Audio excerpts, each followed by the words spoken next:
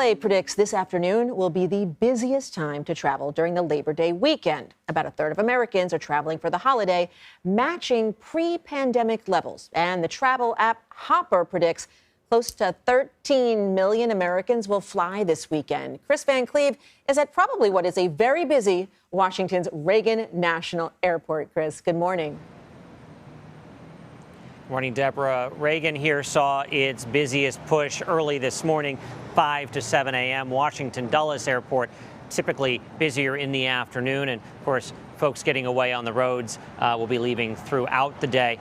But, you know, what we're seeing here is a return to travel and an opportunity for folks to take advantage of that last long weekend of the summer. It's also an opportunity for the Department of Transportation to roll out a new tool aimed at informing travelers about their rights when things go wrong.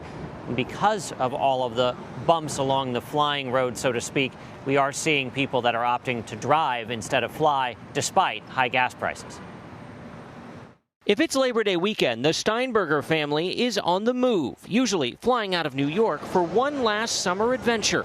But this year, they're hitting the road. The fear of our family being stuck in the Caribbean or in another part of the United States definitely did weigh into our decision on doing a drivable destination. While the national average for a gallon of gas has fallen steadily for the last 11 weeks, currently hovering around $3.80, driving will still cost the Steinbergers about 20% more than it would have last year.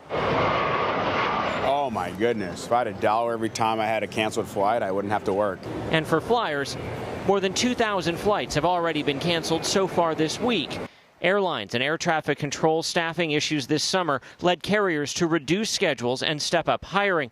But more than 1,000 airline pilots started the holiday weekend on the picket line at 13 airports nationwide, a one-day protest over pay and scheduling. All these pilots are off duty today. They're here on their off day to show their frustration with Delta management. This comes after a summer of headaches where nearly a quarter of flights have been delayed on average by nearly an hour. In June, that sent airline complaints up 270% compared to 2019. Now, the Department of Transportation is launching this new consumer dashboard showing how the nation's airlines compare when things go awry. If they're not prepared to serve customers well, we'll be ready with more rules and more enforcement as needed. Secretary of Transportation Pete Buttigieg says airline performance is improving, but there's more work to do. How do you feel about going into the Labor Day weekend? I do think the steps that have been taken so far are going to be helpful going into Labor Day, but I also do not believe that the system is where it needs to be. Delta says that pilot picket did not disrupt its operation yesterday. It was a one-day event. The airline says what you saw there with the pilots and the picket signs was really about leverage in contract negotiations. Deborah, we were talking about number of people traveling, newly released TSA numbers about how many people passed through their checkpoints yesterday, 2.3 million. That is more than the same day in 2019. Also, we saw on Wednesday more people traveling, nearly 2 million, and that is more than 2019 as well. So you are actually seeing a travel period now that is ahead of pre-pandemic days. That doesn't happen very often. Well, Kris, I'm sure people want to get away since they haven't been able to get away. And, you know, while you said that Delta says that those pilot protests, they're not impacting operations. Other airlines like Lufthansa announced yesterday it's canceling hundreds of flights today because of it. So what does this mean for an already tough travel day? So Lufthansa is experiencing a work stoppage, a strike, which is different than what we saw here in the U.S. What we saw yesterday in the U.S., these were pilots who are on their days off, basically doing an informational picketing event that allowed them to express their frustration over scheduling and pay, as many of those airlines are in contract negotiations, as Delta pointed out. Lufthansa is seeing a strike, a work stoppage, which has caused the German flag carrier to cancel 2/3 of its flights. Hardest hit airports are Frankfurt and Munich. So that's going to have an impact on U.S. travelers if they're flying on Lufthansa Lufthansa going into those airports.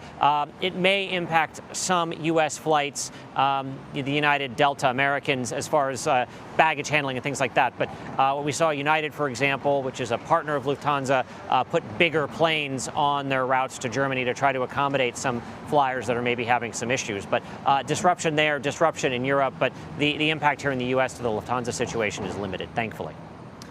So there's that one man that you talked to who said, if I had $1 for every time I was canceled, I wouldn't have to work. A lot of people felt that way. Lots of flight cancellations and delays due to staffing shortages over the summer. Are you thinking we're going to see more of that this weekend? It's always possible. You know, the airline, the planes are very full.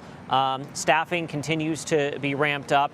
These incidents seem to be worse towards the end of the month when reserves start to run out of hours and there are just fewer options. We are fortunate in that it's the beginning of September, so you're early in that duty time. And, you know, the airlines know to put all hands on deck on holiday weekends. So weather permitting, they're hoping to operate okay. What can be the real hiccup here is if there are thunderstorms around a major hub like New York City or Dallas, Charlotte, Chicago, that can be a disruption that's really not under anyone's control. And of course, the pandemic remains an issue with staffing, so there are some intangibles you can't predict for. I will say, I've flown 102 times this year, and I've only had a handful of flights that have seen significant disruptions. So it does happen, and you certainly don't want to take that away from people. But the other side of the story is the airlines are getting flights out and are doing, certainly the folks that are manning the gates and on the planes are doing the best they can to get you where you need to go.